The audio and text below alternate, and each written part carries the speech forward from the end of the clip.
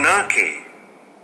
Monarchy is a system in which the king was the chief and called as monarchy. There was a power struggle between the Mahajanpads of that time. There was a special competition between the four powerful states of Magad, Koshal, Vatsa, and Avanti. In the end, Magad became famous as a powerful kingdom. Three strong dynasties ruled in Magad. A. Haranyak dynasty. Bimbisar was the founder of this dynasty. The headquarter, that is, capital of Magad was Rajgrih or Girivraj, which was situated on the banks of Ganga and Sun river. After him, his son Ajatashatru came to power and made Patliputra, that is, Patna, his capital. He fought a war with the Vajji Union and defeated the Lichavis. In this way, he extended the rule of Magad.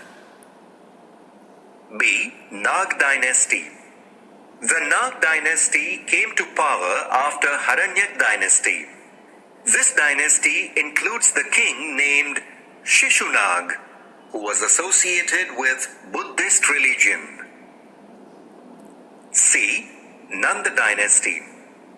Nanda dynasty was established by Mahapadhamanand, who was the most powerful. Mahapadhamanand is considered to be the first emperor. During his time, Magad had become the most powerful state of India.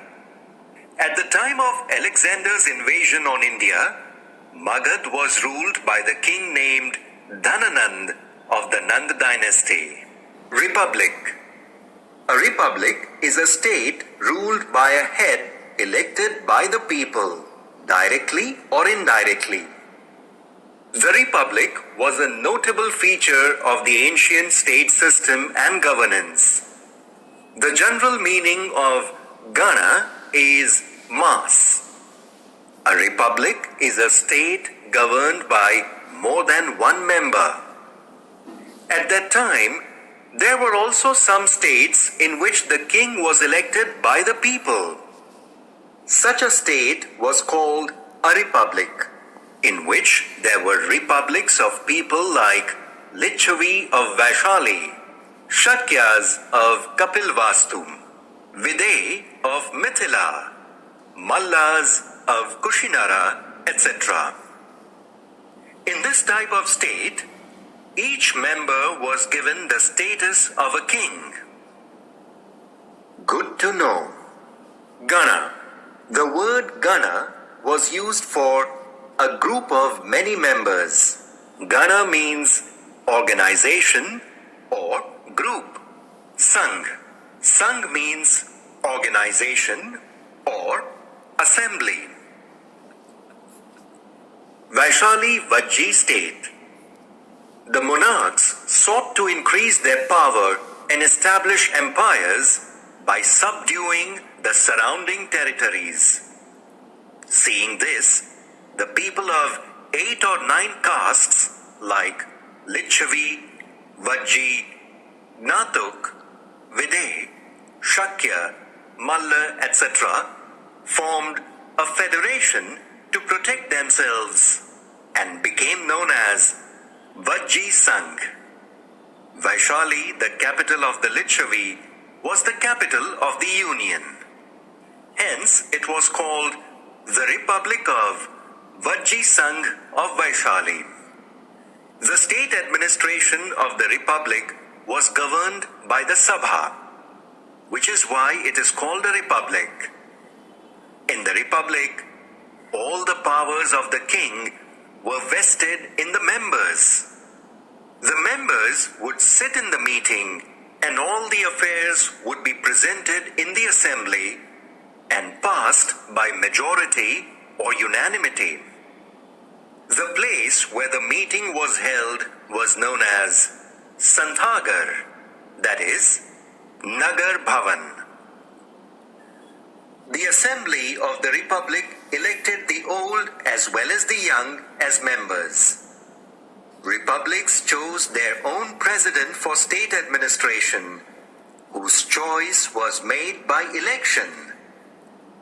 In the Republic, every member was considered a king.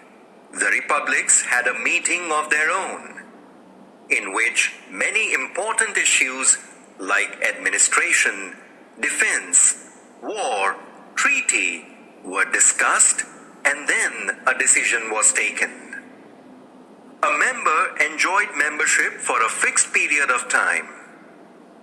A working committee assisted the President of the Republic in the administration of the state.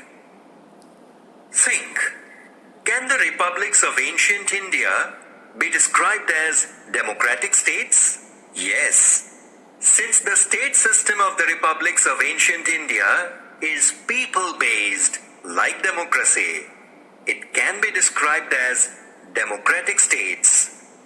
In a republic state, like democracy, every member was considered a king, which means that the people were supreme. For the Gana Sabha, there were Santhagar, like the present Parliament House or Vidhan Sabha Bhavan. What are the similarities between the republics of ancient India and today's democracy? In the republics of ancient India, members held meetings in the institution. They conducted the proceedings of the assembly in a democratic manner by majority or unanimity. In today's democracy, the elected representatives of the people of the country sit in the parliament in the same way. They conduct the business of parliament by majority or unanimity. In the republics of ancient India, each proposal was presented 3 times in the assembly. If a member did not oppose the proposal, it was declared passed. In today's democracy, the bill is read 3 times before it becomes a law. A bill becomes a law only if it is passed by a majority or unanimous vote. In the republics of ancient India, there was a system of secret ballot for members in the federation. In today's democracy, voting in the parliament is done by secret ballot. Social life and state administration of republic states. According to archaeologists, people lived in simple houses at that time. They were involved in animal husbandry activity. Crops like wheat, rice, barley, sugarcane, sesame, mustard, pulses were grown at that time. People may have used pottery to a greater extent because archaeologists have found some such pottery. Some of the pottery of that period is found painted.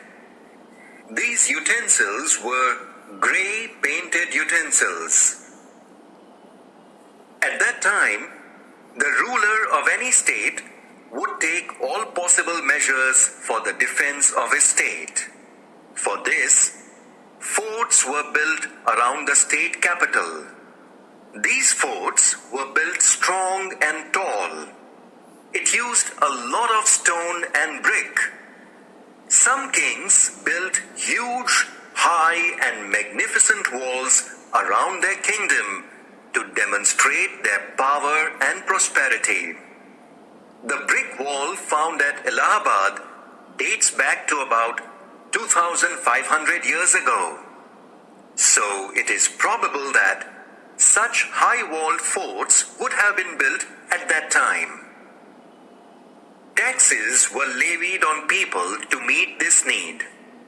The farmers gave 1/6 of their crops to the treasury. The artisan class worked for the state 1 day a month. The pastoralists gave cattle as part of the tax. Merchants paid taxes on the sale and purchase of goods. During the period of Mahajanpad, agriculture started to improve due to iron tools. Good to know. Mahavir Swami and Gautam Buddha both moved in these republics as pedestrians.